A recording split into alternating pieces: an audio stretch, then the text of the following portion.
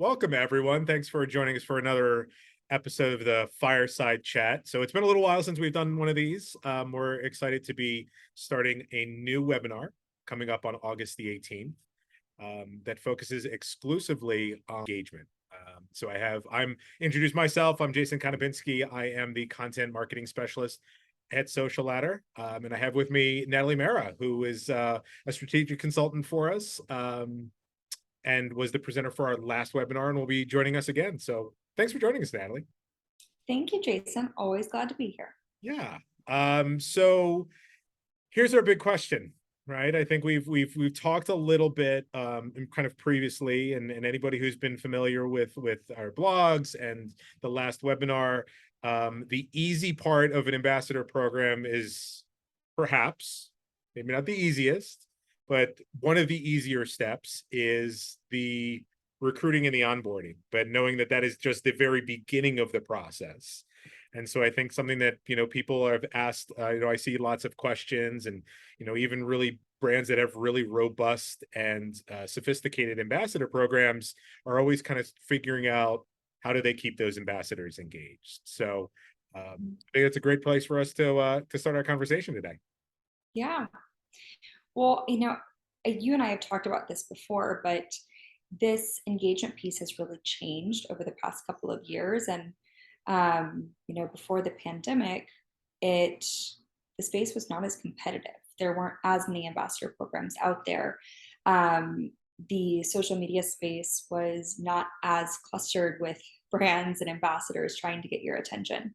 So, today, not only are we having to keep ambassadors engaged, but we're also having to fight competition that's out there against other brands. So, why does an ambassador want to work with you and your brand over any of the others that they could possibly join that might be getting into their inbox or in their DMs every day? Yeah, and I find it really interesting too, that the space, you mentioned it, that the space has kind of really gotten more competitive. And I think Mhm. about competition in a slightly different way. We have there are the kind of ambassador marketplaces.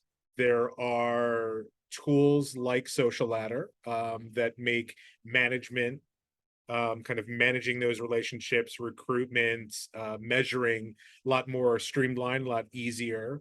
But even the platforms themselves, Instagram, TikTok, Snap, all of the established and up and coming social media platforms, content creation platforms, are getting like they're getting some skin in the game and creating marketplaces of their own and ways that they can connect their creators with brands that are shopping. Yep. And I guess it's a good thing because it is proof that it's working, right? If all of those types of brands are now trying to facilitate this, we're in the right place at the right time. And that these types of engagements do work. They do move sales or engagement or whatever metrics you're looking at for your brand.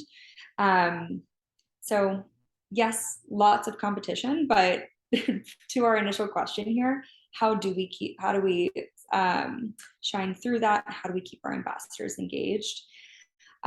One thing that I just think is very obvious that I'm going to throw out there that I think we oftentimes forget, we overthink.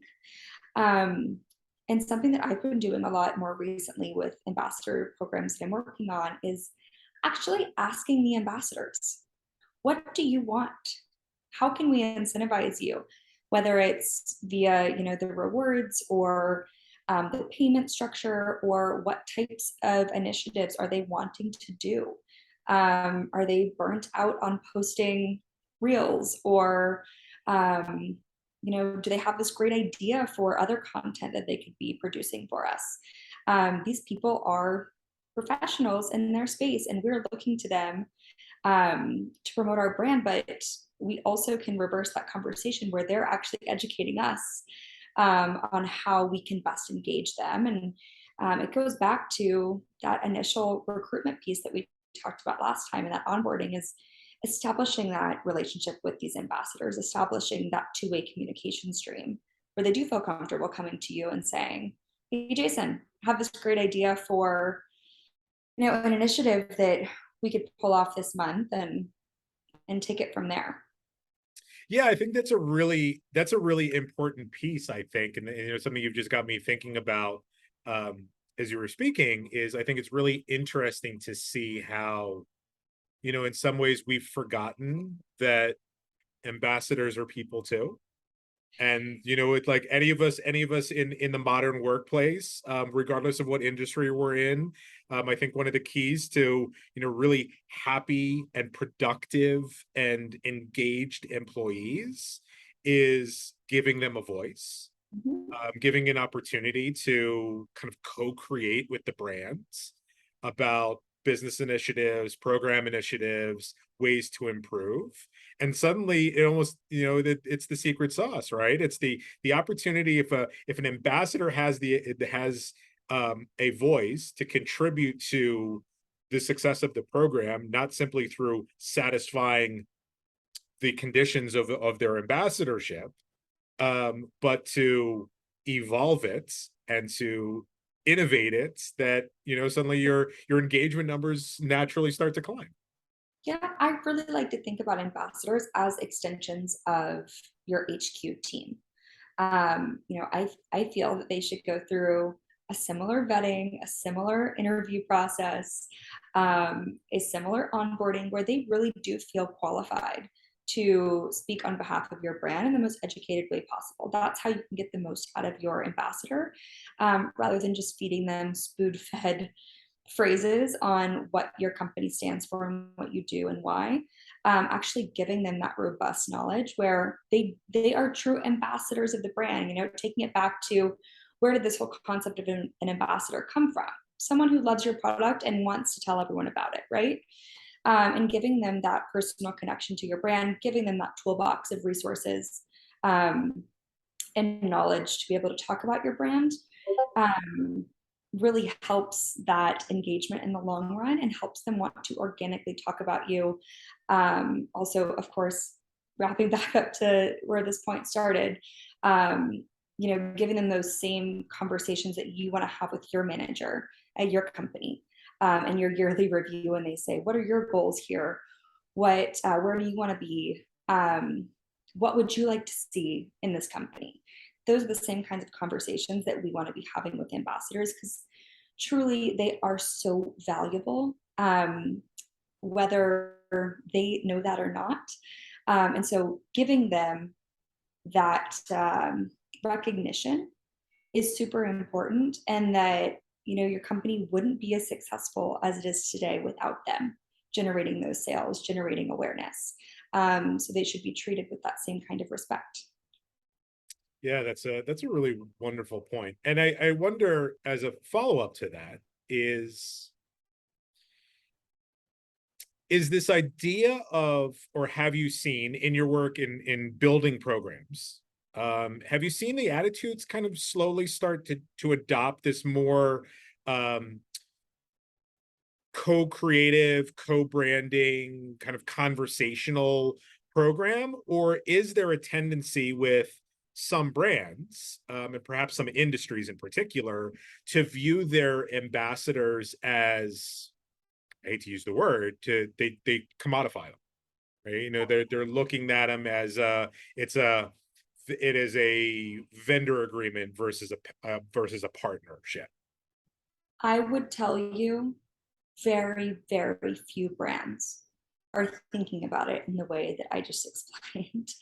And Really? as ambassador programs have become more prevalent and more competitive, the more technologies and softwares and all of these things that have come in, to manage them, they have become more like an engine, rather than that personal relationship. And there's one client of mine they've worked with for about a year, now, and that comes to mind, and they have 100% engagement in their program. It's something I've never seen before.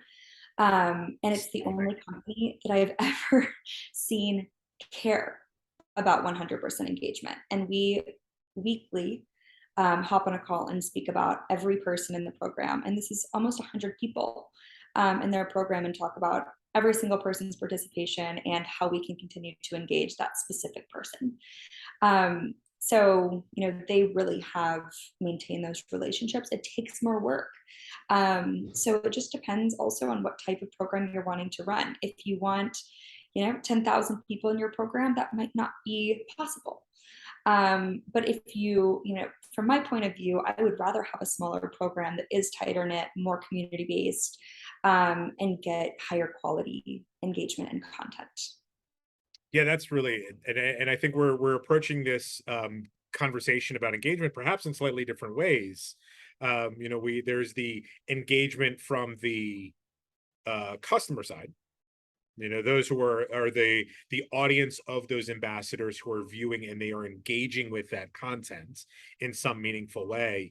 And then there's the engagement side on the other side is how do we create programs that are engaging those ambassadors in perhaps unique ways, perhaps unconventional ways, that ultimately creates the kind of content that is converting in the way that the brand wants. You nailed it.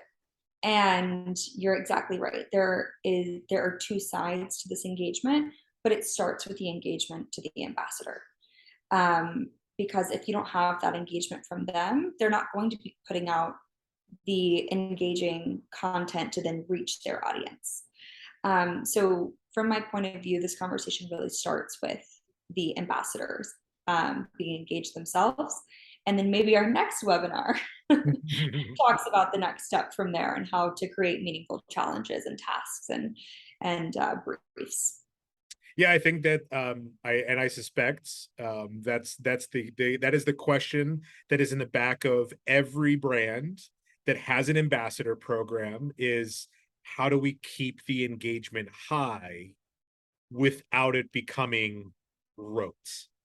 Right. And how do we keep it innovative and exciting? And I think some brands, naturally are drawn to having they're very community focused to begin with, and so they have a natural advantage over those that this is perhaps new territory. Yeah. And, I hear many times, which I totally understand, is we just want our brand ambassadors to generate sales. That's all we want. And that's where I'll kind of come into the conversation and say, yes, a brand ambassador program does generate sales. However, that is not the only thing they can do, and it's not the main thing they can do. If you just want to drive sales, maybe digital ads are the way to go.